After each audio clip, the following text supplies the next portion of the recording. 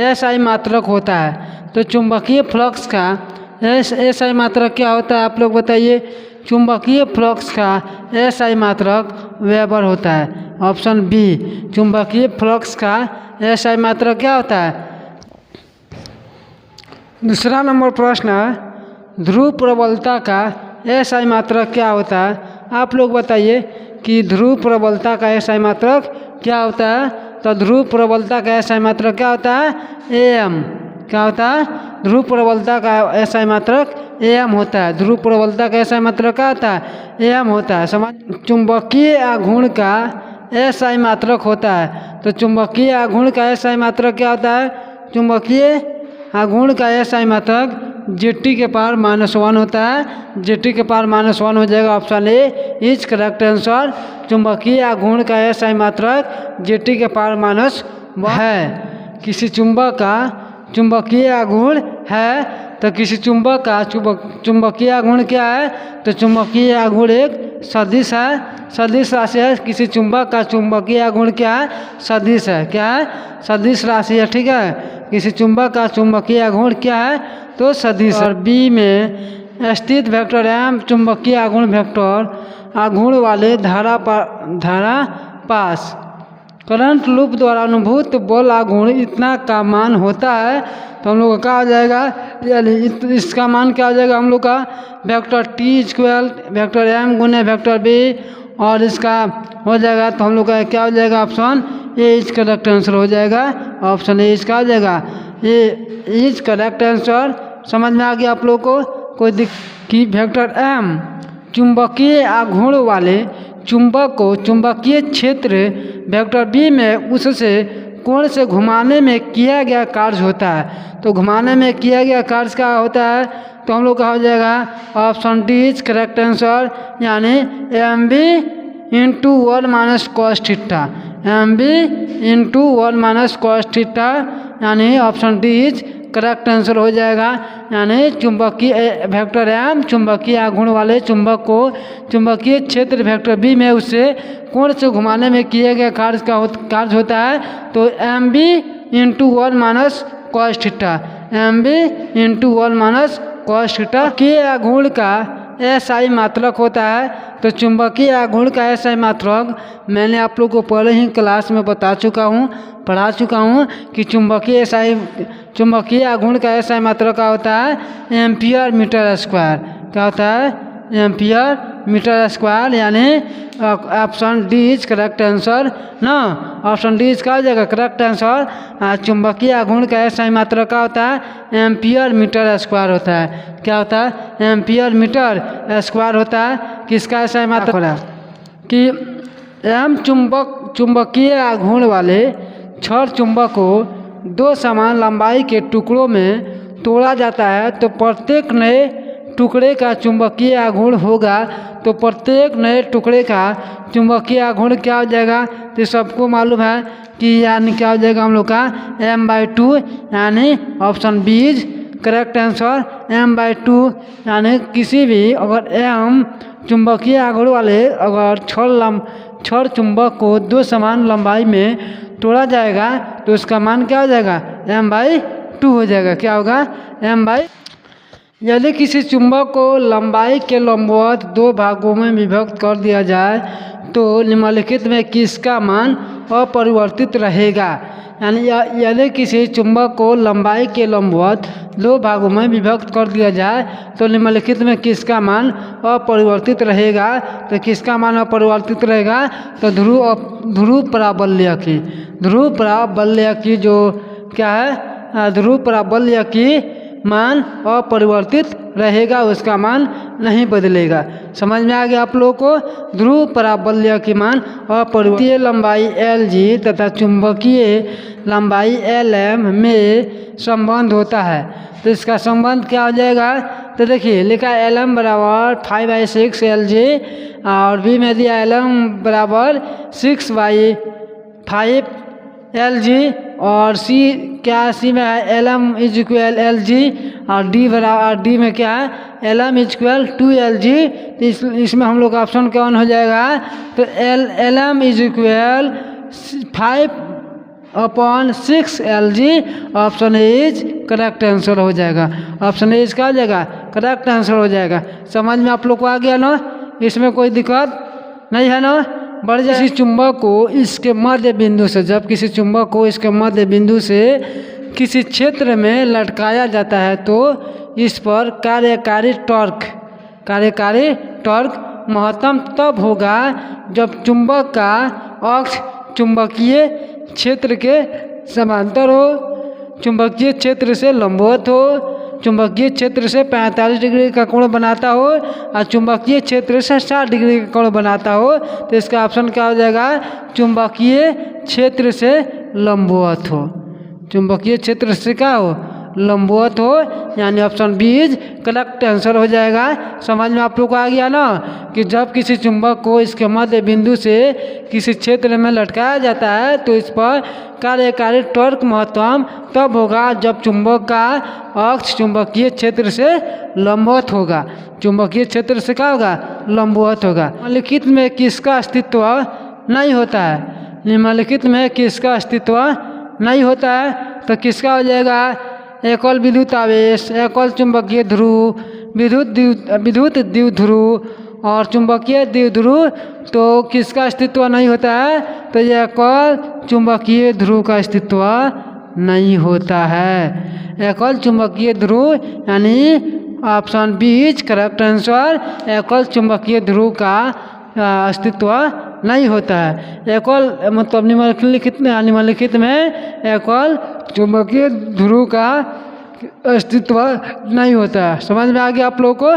ठीक कि निम्नलिखित स्थिति में चुंबक के कारण क्षेत्र चुंबकीय आघूर्ण दक्षिणी ध्रुव से उत्तरी ध्रुव की ओर क्या होता है? समांतर होता है, प्रति समांतर होता है, लंबवत होता है। इनमें से कोई नहीं तो क्या होता है? प्रति समांतर होता है। क्या होता है? प्रति समांतर, यानी option B is correct answer.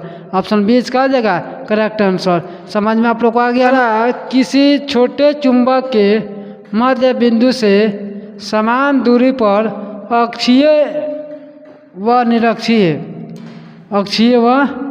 निरक्षीय स्थिति में चुंबकीय क्षेत्र का अनुपात होता है तो क्या हो जाएगा? यानी अक्षीय व निरक्षीय स्थिति में चुंबकीय क्षेत्र का अनुपात क्या होता है? तो 2:1 होता है। 2:1 होता है। अक्षीय तथा निरक्षीय अनुपात में क्या होता है? तो 2:1 होता है। 2:1 होता है। समझ में आप लोग को आया ना? कोई दिक्कत नहीं है ना? बढ़ जाए आगे। चलिए 15 नंबर। कड़ा चुंबकीय द्विध्रुव की अक्षीय रेखा पर मध्य बिंदु से r दूरी पर चुंबकीय क्षेत्र का मान समानुपाती होता है। समानुपाती निकालना है तो r/q तो होगा नहीं, 1/r² तो एकदम नहीं होगा, r/q ना होगा। क्या होगा हम लोग का? यानी 1/r/q के, यानी option D is correct answer हो जाएगा। Option D is correct answer हो जाएगा। ठीक है, समझ में आप लोग को आ गया ना? कोई दिक्कत नहीं है ना? कि एक छड़ चुंबक की लंबवत समद्विभाजक, एक छड़ चुंबक की लंबवत समद्विभाजक रेखा पर स्थित किसी बिंदु पर चुंबकीय क्षेत्र होता है तो चुंबकीय क्षेत्र क्या होता है? शून्य होता है। द्विध्रुव आघूर्ण के प्रति समांतर होता है, द्विध्रुव आघूर्ण के लंबवत होता है। कोई सही नहीं है तो सही तो है, कोई ना कोई सही है। कौन है? तो हम लोग का हो जाएगा option B is right correct answer. क्या हो जाएगा? द्विध्रुव आघूर्ण के प्रति समांतर होता है। Option B is correct answer. यानी एक छड़ चुंबक की लंबवत समद्विभाजक रेखा पर स्थित किसी बिंदु पर चुंबकीय क्षेत्र द्विआघूर्ण के प्रति समांतर होता है। द्विआघूर्ण के प्रति क्या होता है? समांतर होता है। द्विआघूर्ण के प्रति समांतर। कह रहा है क्या कि वेक्टर m चुंबकीय आघूर्ण वाले चुंबक को समरूप चुंबकीय क्षेत्र वेक्टर b की दिशा से 90 डिग्री से घूर्णित करने पर किया गया कार्य होता है तो 90 डिग्री से गुणित करने पर किया गया कार्य क्या होता है, तो m इंटू बी होता है। ऑप्शन सी इसका हो जाएगा करेक्ट आंसर, यानी m इंटू बी हो जाएगा। क्या होगा, m इंटू बी हो जाएगा। समझ में आप लोग को आया। लिखा है चुंबकत्व के अस्तित्व का मूलभूत कारण है। चुंबकत्व के अस्तित्व का मूलभूत कारण है, तो मूलभूत कारण क्या हो जाएगा हम लोग का, तो विद्युत आवेश की गति होता है। विद्युत आवेश की गति, यानी option B is correct answer हो जाएगा। ऑप्शन बी क्या हो जाएगा करेक्ट आंसर, यानी चुंबकत्व के अस्तित्व का मूलभूत कारण क्या है, तो विद्युत आवेश की गति। विद्युत आवेश की गति क्या है, उसका मूलभूत कारण है। ठीक है, समझ ध्यान से आप लोग पढ़िएगा। लिखा यदि r त्रिज्या के वृत्तीय पथ पर आवेश q एक समान चाल v से घूम रहा हो तो इसका तुल्य चुंबकीय आघूर्ण होगा। इसका तुल्य चुंबकीय आघूर्ण होगा, तो इसका चुंबकीय आघूर्ण क्या हो जाएगा, QVR/2 हो जाएगा। क्या हो जाएगा, QVR/2, यानी option B is correct answer हो जाएगा। ऑप्शन बी इज क्या हो जाएगा करेक्ट आंसर हो जाएगा। समझ में आप लोग को आ गया ना। बढ़ जाए आगे। 20 नंबर सवाल क्या कह रहा, एक समान चुंबकीय क्षेत्र में एक आवेशित कण के पथ की त्रिज्या सीधे समानुपाती होती है, तो किसके समानुपाती होती है, आवेश के, संवेग के, ऊर्जा के, कि क्षेत्र की तीव्रता के, तो किसका हो जाएगा संवेग के। किसका हो जाएगा संवेग के, यानी option B is correct answer. Option B इसका हो जाएगा करेक्ट आंसर। समझ में आया ना आप लोग को, कोई दिक्कत नहीं है आप लोग को। द्विध्रुव आघूर्ण वेक्टर m के किसी चुंबक को एक समान चुंबकीय क्षेत्र वेक्टर b की दिशा से थीटा कोण पर स्थिर हो तो उसकी स्थितिज ऊर्जा होगी। उसकी स्थितिज ऊर्जा क्या होगी, इसके बारे में बताना है। तो इसकी स्थितिज ऊर्जा हो जाएगी -mv cos theta. -mv cos theta. Option C is correct answer हो जाएगा। ऑप्शन सी इज क्या हो जाएगा करेक्ट आंसर। ठीक है, क्या कर रहा है ध्यान से सुनिएगा आप लोग। एक समान चुंबकीय क्षेत्र B में द्विध्रुव आघूर्ण M के चुंबक के अस्थायी संतुलन में स्थित ऊर्जा का मान होगा। यानी स्थित ऊर्जा का मान क्या हो जाएगा, mv -mv 2mv -2mv। तो इसका आंसर क्या हो जाएगा हम लोग का -mv हो जाएगा। क्या आ जाएगा, ऑप्शन बी इज क्या हो जाएगा करेक्ट आंसर हो जाएगा। Option B is correct answer. ठीक है, कह रहा है समान साइज के दो छोटे चुंबक परस्पर लंबवत है तथा क्रॉस चिन्ह बनाते हैं। क्या बनाते हैं, क्रॉस चिन्ह बनाते हैं। यदि इनके चुंबकीय आघूर्ण क्या है, चुंबकीय आघूर्ण क्रमशः m और 2m हो तो निकाय का परिणामी चुंबकीय आघूर्ण होगा। तो इसका क्या हो जाएगा, m होगा, 3m होगा कि 2m होगा या 5m होगा। तो सीधे क्या हो जाएगा हम लोग का, इसका आप लोग जानते हैं क्रॉस बनाता है तो क्या हो जाएगा 2m² + m², यानी कितना हो जाएगा √5m², यानी option C is correct answer. क्या हो जाएगा, option C is correct answer ना। क्या हो जाएगा, option C is correct answer हो जाएगा। समझ में आप चुंबकीय क्षेत्र का